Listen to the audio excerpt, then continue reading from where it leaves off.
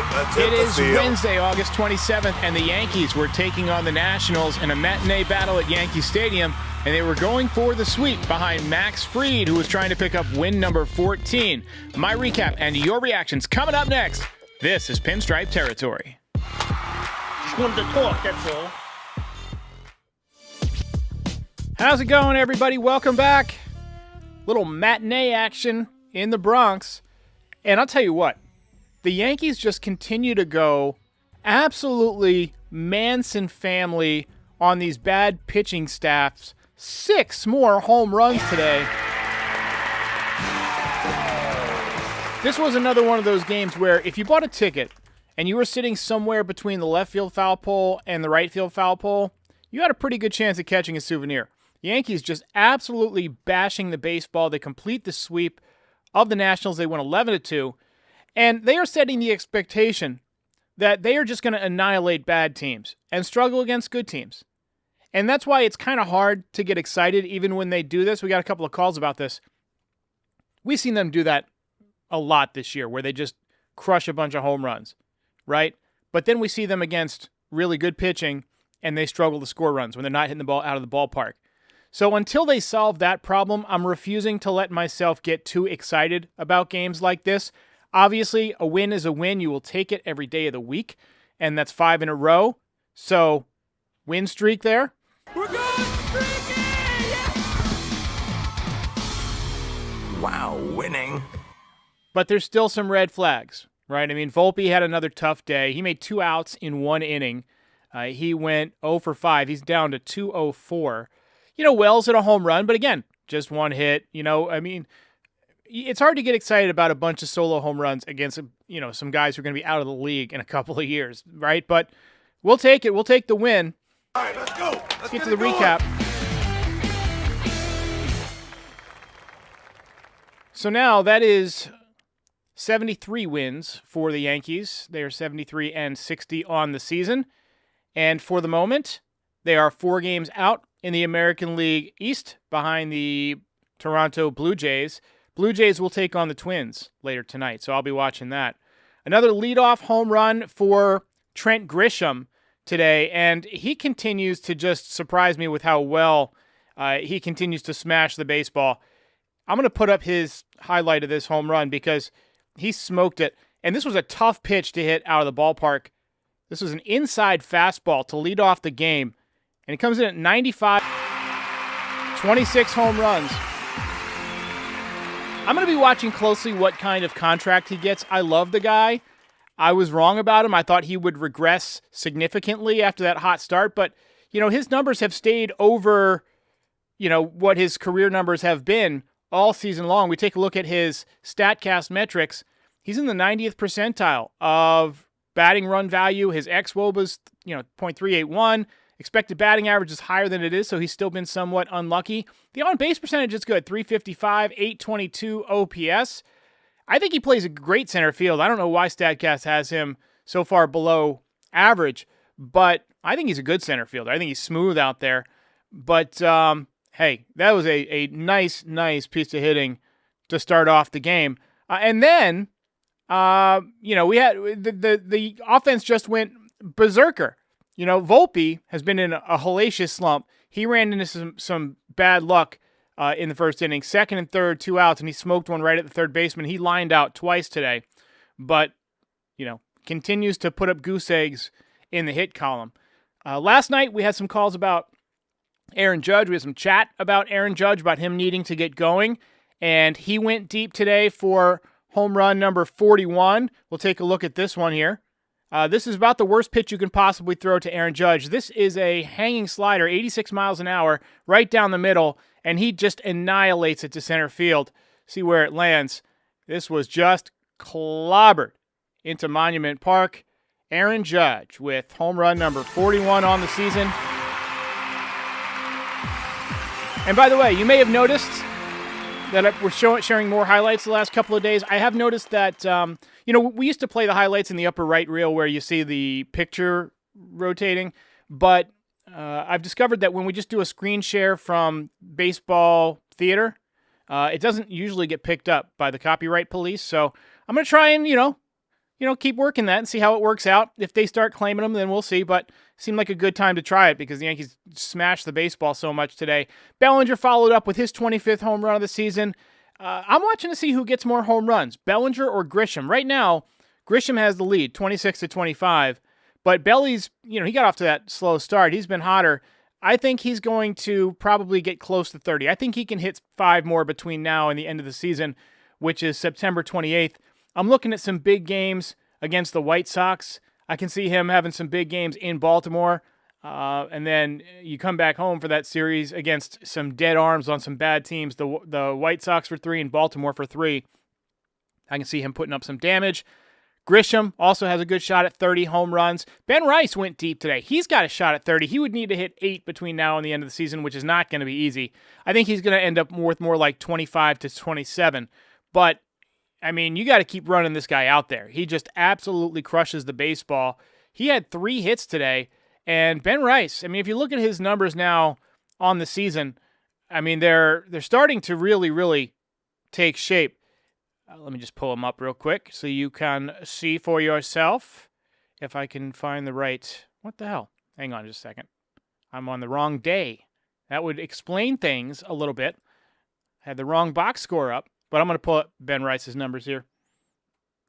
He's now hitting .246 with 22 home runs and 49 ribbies, .342 on base percentage, and an .839 OPS for the season in his age 26 season, first full year, and he has burst onto the scene. I think you got to count him in to be the Yankees' first baseman next year or catcher, one or the other.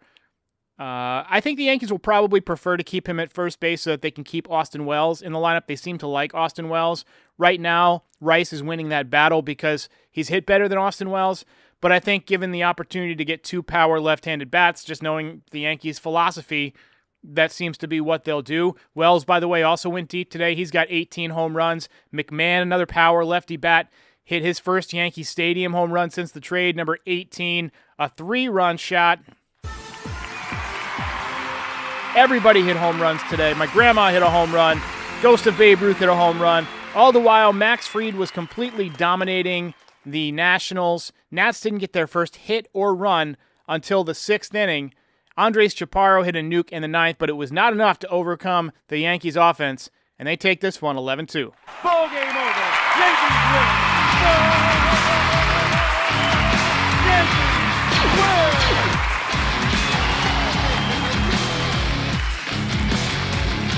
Couple of comments here. Dwight Seymour says that Ben Rice is becoming his favorite Yankee. I'm seeing that more and more lately. He's becoming one of my favorite hitters to watch because he just hits the ball hard so often.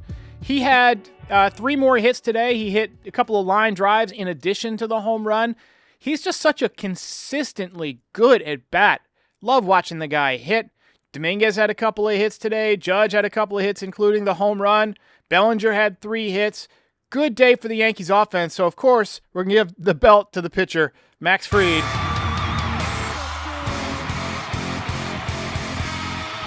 And Max Fried pulls into second place on the belt leaderboard. 8th belt of the season for the lefty.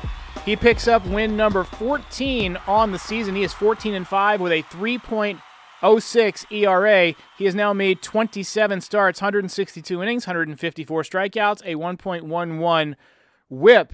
Really, really solid first season. It seems like he has put things back together after kind of a rough period there. And let's go ahead and talk about the pitcher spotlight.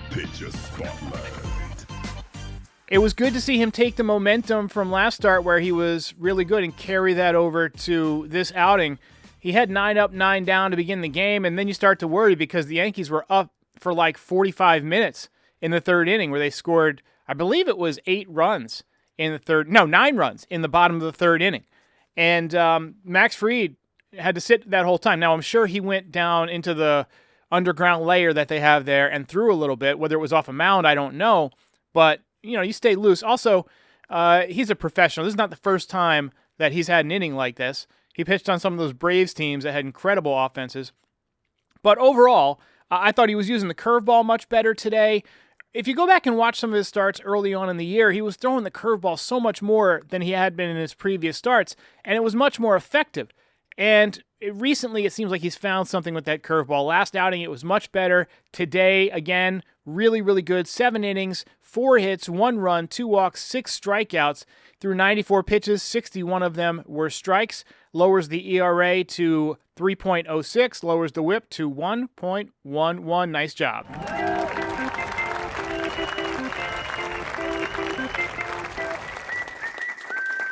Brian Bashman says it helps that Rice actually looks like he cares. I think a lot of people care. It's just that a lot of guys have the wrong approach. We had a comment here about, I'm not sure where it is, about Wells and needing a new hitting coach. You know, the Yankees seem to change hitting coaches a lot. You remember Sean Casey. Before him, you had Marcus Timms. And still, who was the other guy they had there for a little while? I can't even remember. The dude they called up from the minor leagues. And now James Rowson. I mean, they go through hitting coaches like I go through cat food cans, having 3 cats. It's a lot. But, hey, they hit home runs. That's what they like to do. You know, I would prefer they took more of a contact approach, but it is what it is. So let's zoom out, take a look at this series, the Yankees sweep. Cam Schlittler is legitler. He had a really, really good outing again. Giancarlo Stanton did not play today, but he had driven 5 runs yesterday. Anthony Volpe continues to slump despite hitting the ball hard a couple of times today. You know, he lost a couple of days on the bench, and I think he's going to see more time on the bench if he doesn't turn it around.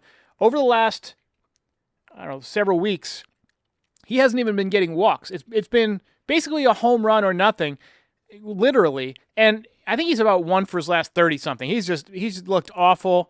The average continues to plummet. I think he's going to finish under 200, under the Mendoza line. And if that happens, I just don't see how you can run him back out there to begin next season. I think you got to consider, Caballero as your shortstop next year. I know he's the 10th player, and I know he's not like a superstar, but I think he would do a better job than Volpe. And to be honest, he looks more comfortable throwing the ball than Volpe. He looks more natural out there. And yes, the Yankees are good at hitting home runs. 6 more today.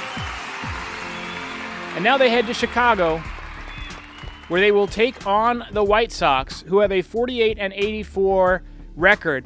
One guy to watch out for, Colson Montgomery, who was a top prospect. He's got home runs in 4 straight games. They do have a couple of solid pitchers. They have not announced who is pitching in this series yet, but their bullpen is not good. So I'm not anticipating a lot of tough games for the Yankees over these next few days.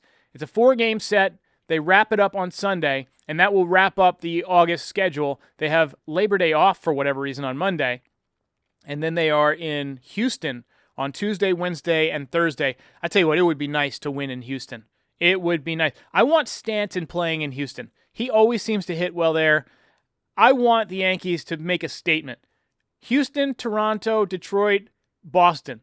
Play above 500 in that stretch. Win these next 4 against the White Sox. That would be, what? That would be 9 straight wins. You take that. Take 9 straight and then play above 500 against those guys and then finish strong, and you got a good chance to have at least the top wild card spot. I don't think they're going to win the division. I don't think they're going to go far in the playoffs, but they do have a chance to do some damage here over the next several days. All right, let's get a quick word from DraftKings, then back to take some voicemails. The dog days of summer mean it's time for the boys of summer to kick it into gear. And the best way to cash in on your baseball IQ is with DraftKings Sportsbook. Never bet on baseball before? It's simple. Pick a guy to go yard, hammer some live odds mid-game, or just ride with your squad and hope for the best. No spreadsheets, just vibes and dingers. Here's something special for first-timers. New DraftKings customers bet $5 and get $300 in bonus bets instantly. Download the DraftKings Sportsbook app and use code FOUL. That's code FOUL for new customers to get $300 in bonus bets instantly when you bet just $5. In partnership with DraftKings Sportsbook, the crown is yours. Gambling problem? Call 1-800-GAMBLER. In New York, call 877-8-HOPE-NY or text HOPE-NY and 467-369. In Connecticut, help is available for problem gambling. Call 888-789-7777 or visit ccpg.org. Please play responsibly. On behalf of Boot Hill Casino and Resort in Kansas. 21 and over. Age and eligibility varies by jurisdiction. Void in Ontario. Bonus bets expire 7 days after issuance. For additional terms and responsible gaming resources, see dkng.co/audio. It's just a reaction. All right, so we got a couple of voicemails here, but we also got some chats. SSD Bauer says, add Schlitt Happens t-shirt to my website, I will. NYY Designs. I will add that. 100%. Next time we have a little bit of time, I'll probably do it Friday. I've got a day off Friday. I'm taking a 4-day weekend for Labor Day. And then Nick Hartung says 1 for 37 for Volpe over the last 10 games. That is not good. You can't win! All right. Here's a call about the Yankees offense. Hey, Derek. Joe from Jersey. This sounds like a negative phone call, but I'm watching the Yankee game. It's almost over. Obviously, they're going to win. But I've seen this movie 1,000 times. You're not wrong. Okay? They're hitting so many home runs, it's like, you don't even care. Why? Because you know what's going to happen. They're going to run it to good teams. They're not going to bunt. They're not going to steal bases. They're not going to run the bases well, and they're going to get beat. They're not going to the World Series. And if you think they're going to beat the Brewers, no way. Well, the one team, ironically, that the Yankees have handled pretty well the last couple of years is the Brewers. They had one of those 9 home run games against the Brewers. By the way, Brewers just lost a pretty good arm out of their pen. I saw just an update a minute ago from Jeff Passan. Nothing's a sure thing. And also, Brewers might not make the World Series. Might be the Dodgers. Could be the Padres. Could be the Mets. It could be anybody. That's the beauty of baseball. Anybody can go on a run. Here's a call about Volpe. Hey, Derek, paper talk from the Catskills. I just called on Volpe. Okay, wow. So he's 0-for-3, lined out softly to second base, and he just struck out in that inning where the Yankees scored 9 runs. The Yanks are up 10-0. Of course, they're beating up on the shitty teams.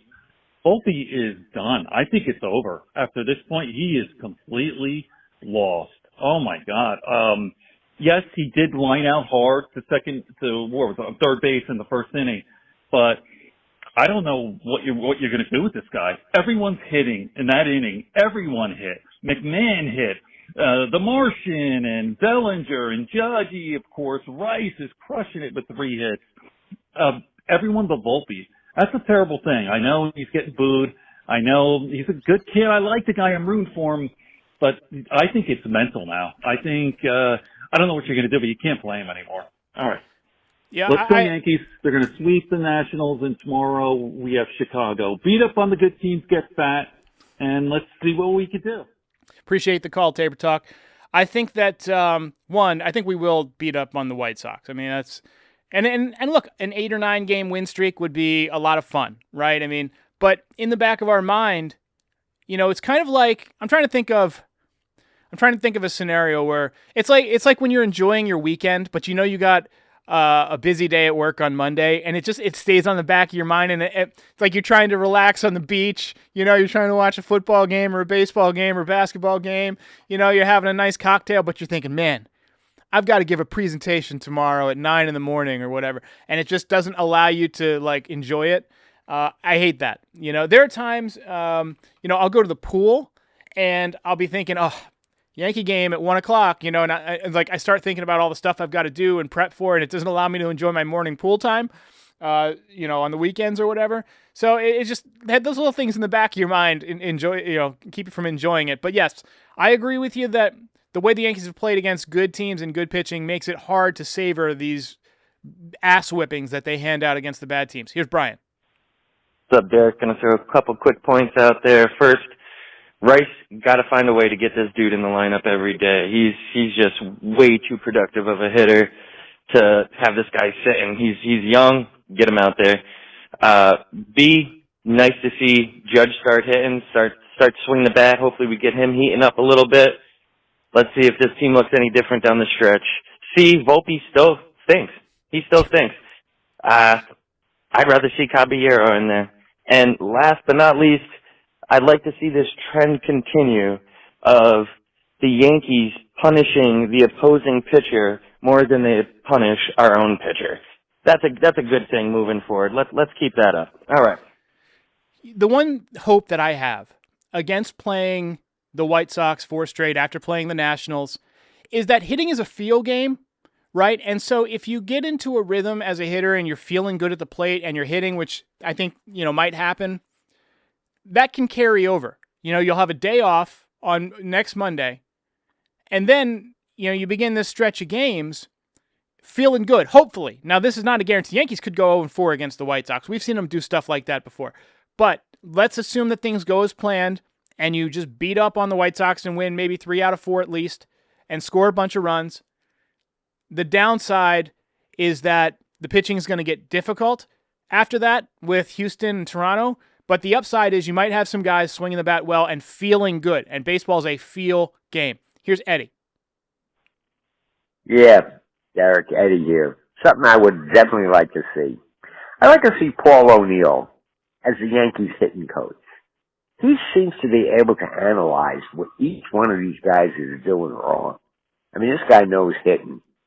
And he really is a good observer of what each hitter is doing wrong. And I just think he'd be a great asset as a Yankees hitting coach. That's my comment. Yeah, I would love to see him as a hitting coach, but here's the thing. Paul O'Neill's 62 years old. You don't take up coaching at 60 plus. The time for him to get into coaching would have been right after he retired, if he wanted to coach. But I don't think he wants to do that. I think, his legacy, he's won how many championships? He won 4 with the Yankees. He won 1 with the Reds, I think. 1 or 2 with the Reds. I think 1 with the Reds. So I think he's got 5 championships. And, he's a guy who, he married his high school sweetheart. I think he wants to enjoy, his last couple of decades playing golf, hanging out with his missus, and watching his kids play baseball. I think that's what he wants. I don't think he wants any part of traveling to Kansas City in August. All right, let's wrap it up.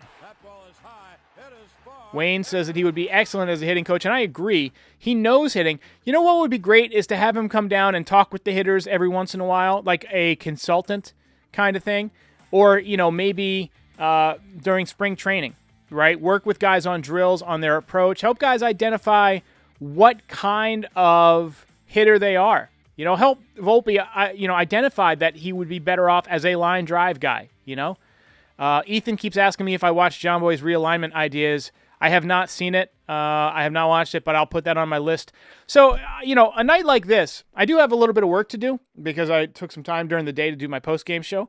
But night like this, I like to sit out by the fire in my backyard. I just cleaned out my fire pit, and I like to put on my headset, and I like to watch YouTube on like a 150-foot screen, my Apple Vision Pro or my X-Real glasses, and just kind of veg out and like surround myself with that. So I will add that to my list tonight. I've got to add a bunch of stuff to my list. People have been telling me to watch stuff all week. So I'm going to get on it. But thanks for watching. One more time, Yankees sweep. Ball game over. Yankees win.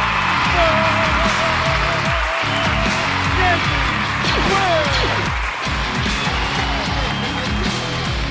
win. 5 straight. 73 wins on the season for the Yankees. We'll see if they pull a little bit closer tonight as the Blue Jays take on the Twins. And the Blue Jays are running Eric Lauer out there, who's good. He's 8-2 with a 2.76. Twins running Simon, Woods, Richardson, 5-4, 4.24. So right now you have to assume the Blue Jays have the advantage. But fingers crossed, Red Sox taking on the Orioles. Brian Bayo versus Dietrich Enns. So we'll see how it shakes out. And I'll be back tomorrow. Call in with your thoughts on the series, your thoughts on the White Sox. Maybe we'll do a voicemail show tomorrow. I'll catch you next time. If you enjoyed this content, please hit that like button and subscribe. Check out NYYDesigns.shop for some great merch. Support our sponsors. It helps keep the show going. And you can find us on all major audio platforms, so be sure to subscribe there too. But most importantly, come back again soon. We'll see you next time.